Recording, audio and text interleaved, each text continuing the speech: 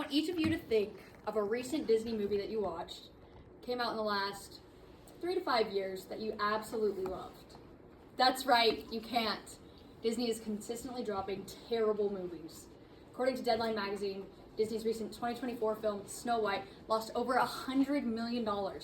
But Disney's not the only one dropping box office bombs. According to Forbes magazine, Sony's Madam Web also lost $100 million in the same year. Bad movies are plaguing movie watchers all over the world. Now, I've always been interested in movie watching. If I were to pursue a dream job, I would love to be a movie director if all things worked out. In addition to this, I've researched several credible news sites and looked at film directors, film critics, and movie watchers all over the globe to collect my information. So for that reason, I am a credible speaker on the topic of cinema. Now, what is the solution to the current movie drought? Well, it's early 2000s TV shows and movies. These will cure viewer dissatisfaction. There is definitely a problem with current movies. Viewers just aren't satisfied with them. But early 2000s movies and TV shows are interesting, and they're sure to capture your attention for the whole time. There are clear benefits to watching these shows. They foster creativity, create unity, and are sources of immediate entertainment and joy. Now, what is the problem with modern media? Viewers aren't satisfied. They get bored easily. They're not content with modern content. They disassociate and they don't care about it. So approval ratings are plummeting. Across sites like IMDb and Rotten Tomatoes, approval ratings are dropping like crazy. In his article published earlier this year, Amazon Video's founder Roy Price had this to say about IMDb ratings. We are down from an average of 143 from 2014 to 2019 to 102 last year. That is a 29% decline. This is a graph of Price's data. As you can see from these 5 years here, the ratings above 8.0 are much lower than from the years previous.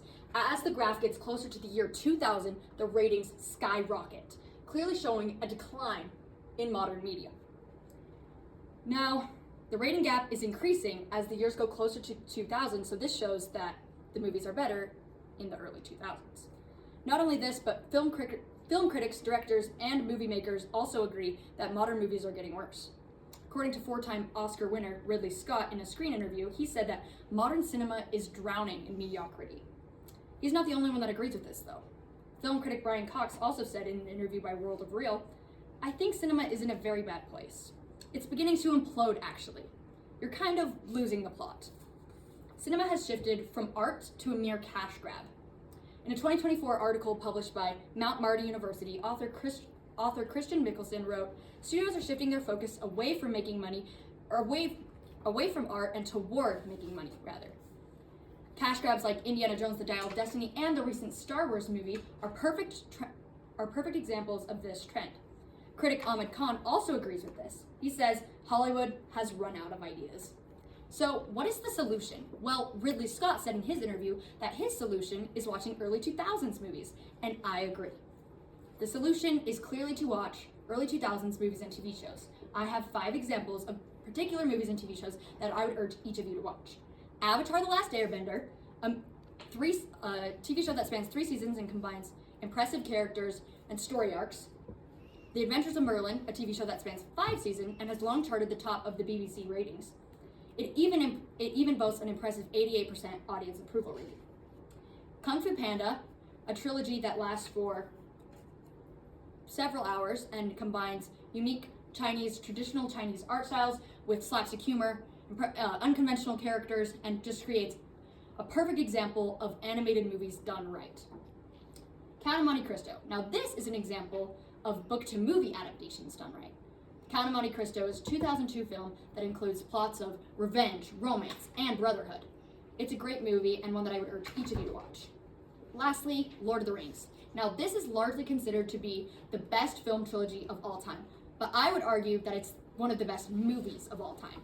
The Lord of the Rings, directed by Sir Peter Jackson, brings Tolkien's impressive lore to life. Combines impressive acting with incredible CGI, great storylines, and some fantastical elements like dragons and wars, and it just creates a beautiful scene. Not only that, but it also includes an impressive film score, one that is sure to capture your attention for the entire time. According to Alberto Trobbia, a professor at the University of Palermo in Italy, in his Worldwide Hobbit project, where he took studies from and data from people all over the world after they had watched Lord of the Rings, he found that results concluded the same answer, that Lord of the Rings was simply epic.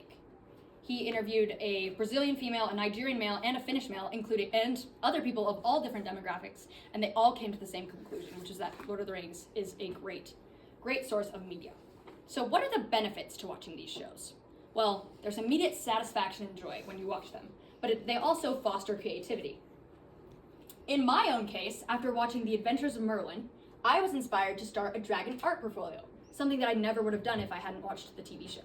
And in the case of the Nigerian male, who was interviewed by Alberto Trobbia, he said that Lord of the Rings was a show that clearly helps to broaden one's imagination. Now, psychologist Richard Wiseman also agrees with this take. He says that engaging with fantasy stories promotes divergent thinking, and I can agree with that. I am a testament of that. Now, these are also great sources of entertainment. According to fantasy author Isaac Ewan, Avatar: The Last Airbender impressed him by the show's unique blend of Eastern influences, subtle characterizations, layered mythology, and above all, excellent storytelling. Not only this, but there are also other opportunities and things that can arise from watching these shows. You can join fan clubs, purchase merchandise, or even pursue experiences.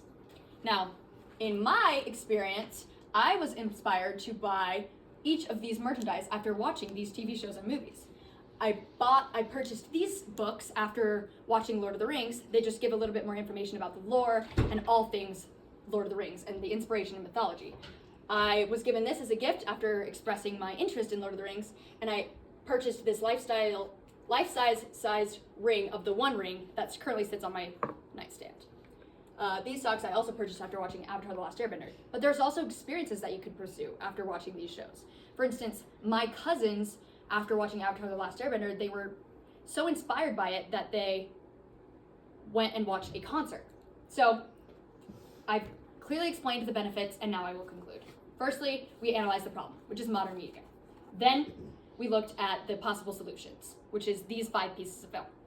And then I promised you that there are benefits from watching each of these films. You'll enter into worlds of magic and adventure. So, all of you, the next time you're sitting on your couch wondering, what should I watch? Consider watching these. Go home, add them to your watch list. Check these out. Turn on these 5 pieces of film. I promise you, you will not regret it.